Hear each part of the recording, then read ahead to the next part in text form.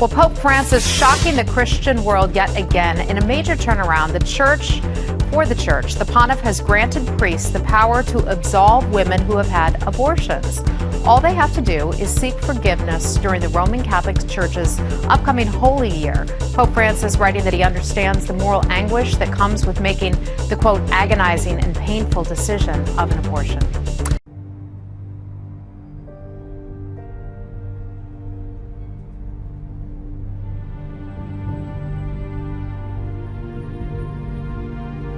A surprising announcement today from Pope Francis, who continues to make waves with his stances on hot-button issues ahead of his historic visit to the U.S. He's now issuing a message to women who've had an abortion, which is considered a grave sin by the Catholic Church. That is not changing, but how the Church responds is about to change. NBC's Ann Thompson on the message and the reaction. Pope Francis expresses compassion in his acts and words. Chi sono io per giudicarla? Famously asking, "Who am I to judge about a gay priest?" Now he wants the church to extend that mercy to Catholic women who've had abortions, writing that for the Year of Mercy starting in December, any woman with a contrite heart can go to confession and be forgiven for an abortion by any priest. And those priests must do so by expressing words of genuine welcome to the women while reflecting on the gravity of the sin. What does this mean for Catholic women? I thought it was very important that today he talked about the circumstances that women find themselves in these situations, and that is so characteristic of him. The letter comes 3 weeks before Francis's visit to this country, where abortion remains a divisive issue in and outside the church. At least one theologian sees in the timing a message directed at the U.S. He's saying abortion is still wrong, but we need to be more welcoming and we need to ratchet back the language of damnation and condemnation. A change in tone welcomed by many of the faithful. I think whatever can propel the Catholic Church into contemporary times is worth applause. It's only for 1 year. Come on. What about the people next year? What about the year after that? I think that's great. Why not? Everyone should be forgiven. Francis using his popularity and power to make sure his vision of compassion travels from inside the Vatican all the way to local parishes around the world.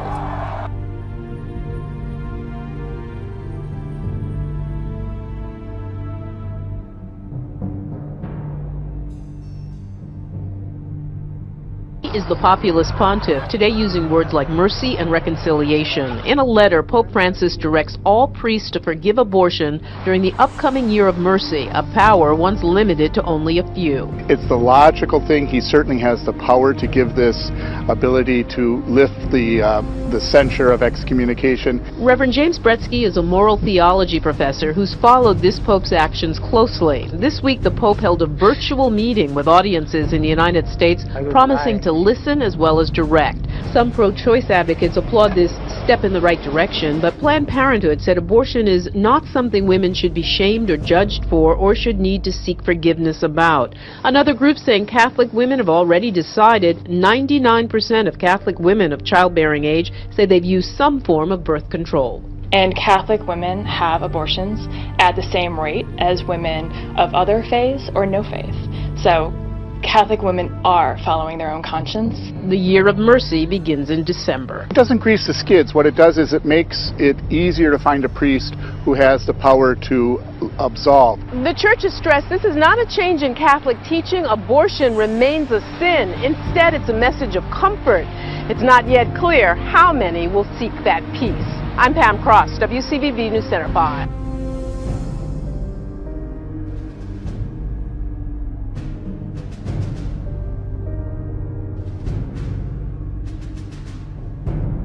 So church teaching on abortion has not changed at all because of this announcement.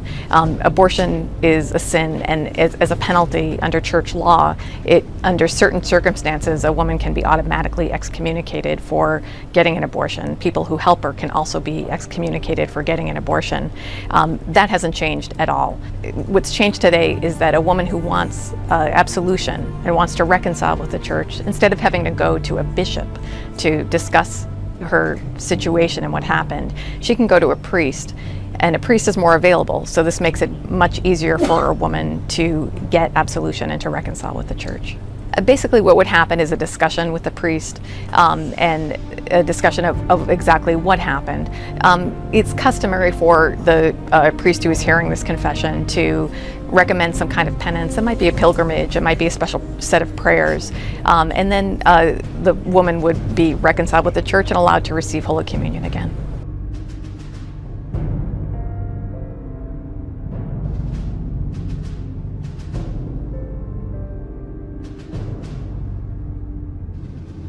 A major shift on abortion in the Catholic Church. Pope Francis is planning to grant priests the power to forgive women who have had an abortion and who choose to confess.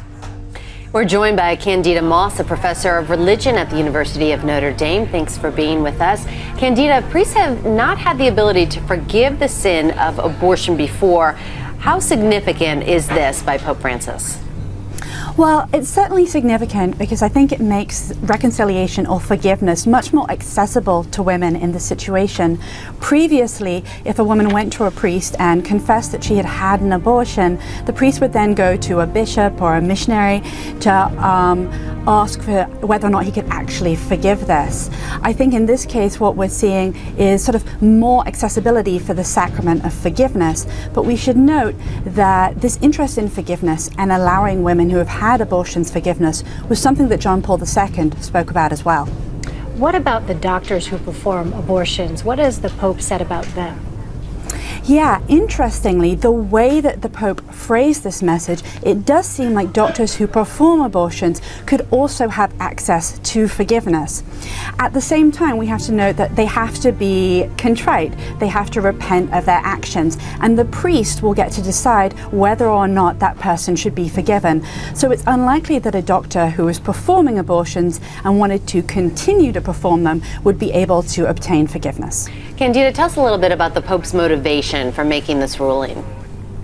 Yeah, well, the Pope has been all about suspending judgment and embracing forgiveness since he became Pope. And this seems to be a way to embrace the wider church, to embrace those who have felt disenfranchised and marginalized by the church, and to bring them back inside the church. The Pope made this announcement, this decision, as part of the upcoming Jubilee of Mercy. Explain to us what that is, Candida. Yeah, the Jubilee of Mercy is actually a very important event in the 1.2 billion Roman Catholic Church's lives. It usually happens every 25 or 50 years and has its roots in the earliest church.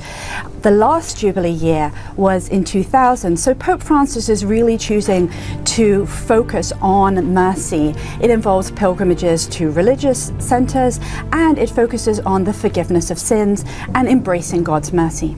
Candida, what are critics saying about the Vatican's decision? Are you expecting any pushback?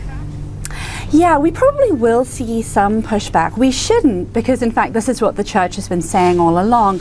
But no doubt those who feel that the Pope should be ramping up his rhetoric about abortion will be disappointed that Pope Francis is instead talking about forgiveness. Here in the United States, abortion is such a hot button issue, and there are definitely going to be those who think that the Pope should be pushing hard against abortion rather than embracing those who have had them. All right, Candida Moss, thank you so much.